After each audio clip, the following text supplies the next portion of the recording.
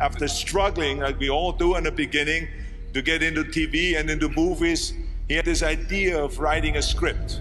And in longhand, he wrote this script, which was Rocky.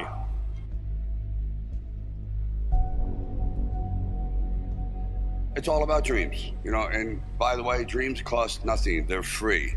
The hard part is just keeping them going, and please keep them going, because we're here for one simple reason. He believed in the dream, I believed in the dream, and our dreams come true, and there's no reason every one of yours can't either.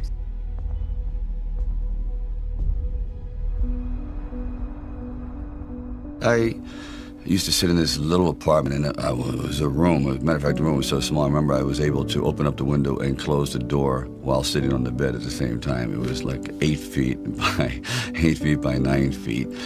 But the one thing about that room, there was really very little distraction. So I would sit there propped up in bed, and I'd go out with my big pen and legal pad and just start writing these stories. And most of them were very, very trivial, but there was something about the process of unrealized dreams. I was always brought back to this subject because I think it's one of the most enduring subjects and one of the most difficult passages for people to accept, that they never were realized in their own lifetime, that they just didn't get that shot.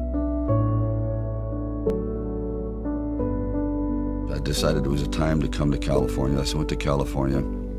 And I moved in the valley, and things weren't going very, very well there. As a matter of fact, I had to go out and try to sell my dog because he was either do that or he just was not going to be very well fed. And then one night, I went to see Muhammad Ali fight. For one brief moment, this supposed stumble bum turned out to be magnificent in the fact that he lasted and knocked the champion down. I said, boy, if this isn't a metaphor for life. His entire life crystallized at that moment. He will be remembered for all eternity, at least among the fight fans. He did something extraordinary. I said, now that is probably what I need as a catalyst for an idea. A man who's going to stand up to life and take one shot and maybe go the distance. So I started to write. And it was one of those writing frenzies. And 3 days later, I came up with the script of Rocky. Now, the script by no means was a finished piece of material. It was probably about 90 pages, and maybe 10% of it remained in the final script, but it was done. I first met Bob Chardoff and Irwin Winkler, and I believe I was there on a casting call. So we're talking a little bit, and I guess I really wasn't right for the acting part. And on the way out, I said, oh, I don't know if it matters, but I do a little bit of writing. He goes, really? He says, yeah, I'm writing this story. I have this thing about wrestlers, and I might do something about boxing. Well, he says, well, bring it around. And I thought, if I hadn't stopped on the way out, you know, that's why I tell all actors or writers, don't give up, keep talking. Eventually you might hit a nerve somewhere, and they go, come on back.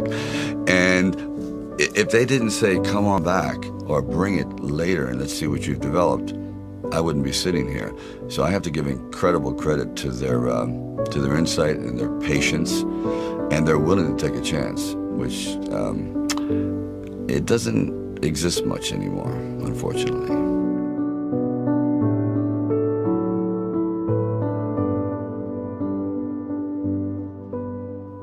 Originally, when I brought the script to them, they were fairly enthusiastic about it. The one thing they were not enthusiastic about was me playing the part, and I really can't blame them at the time. But there was something inside of me that you know, this opportunity is never going to come around. And I really wasn't used to money, and I had no idea of what I would be missing. But the temptation started to come forward. First, it was 25 grand and $100,000. I go, well, I never heard of 100,000 because I had like $106 in the bank, and like I said, I had to sell my dog, and things were not looking very, very good. My $40 car had just blown up, so I was taking a bus to work, and but still, it didn't matter. I wanted to stick with it. Then it went up to 150,000, 175,000, it went up to 250,000. Now my head was starting to spin, and it went up to 330,000, and probably I heard it went up to 360,000. And I thought, all right, you know, you've really managed poverty very well. You've got this down to a science. You really don't need much to live on. I had like sort of figured it out. So I was not in any way used to the good life. So I thought, you know what? If I know in the back of my mind, if I sell the script and it does very, very well, I'm going to jump off a building.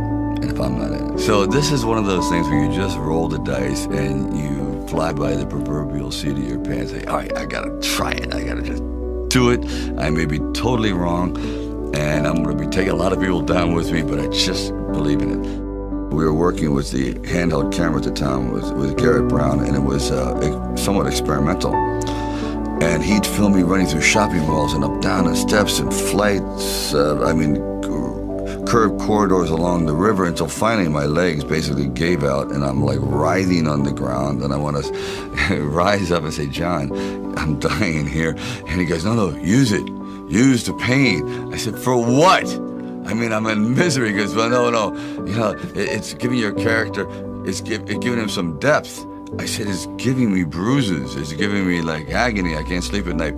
Like the scene where we just jumped down and saw this ship along the dock, this docked along the pier. And I said, just jump out, run as fast as you can along the ship. And I'm running and running. I said, you know what? My legs are buckling. I'm literally going to crash down here. Teeth are going to go, jaw, face. I'm just going to be ground down to this flat-faced image. Please. And I just barely made it.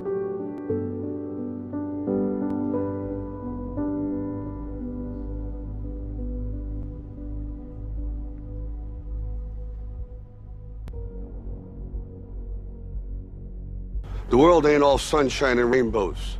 It's a very mean and nasty place, and I don't care how tough you are, it will beat you to your knees and keep you there permanently if you let it. You, me, or nobody is gonna hit as hard as life.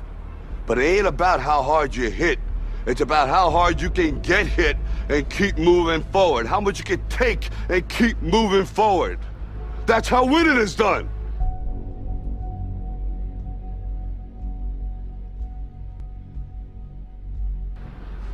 Now, if you know what you're worth, now go out and get what you're worth. But you gotta be willing to take the hits and not pointing fingers saying you ain't where you wanna be because of him or her or anybody. Cowards do that, and that ain't you. You're better than that.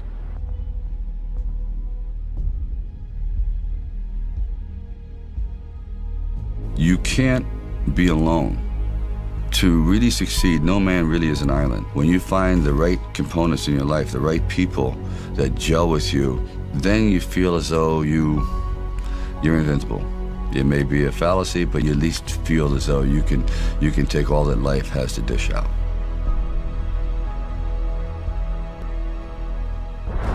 At the very end of our lives, if we can still say, you know, we were never humbled, we were knocked down, but we got up, and I can say, I lived life with integrity, and I took all the blows, as the song says, and I still prevailed.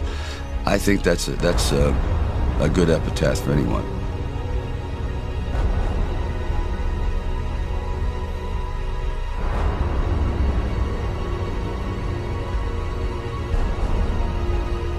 It's all about dreams, you know, and by the way, dreams cost nothing. They're free. The hard part is just keeping them going, and please keep them going, because we're here for one simple reason. He believed in the dream, I believed in the dream, our dreams come true, and there's no reason every one of yours can't either.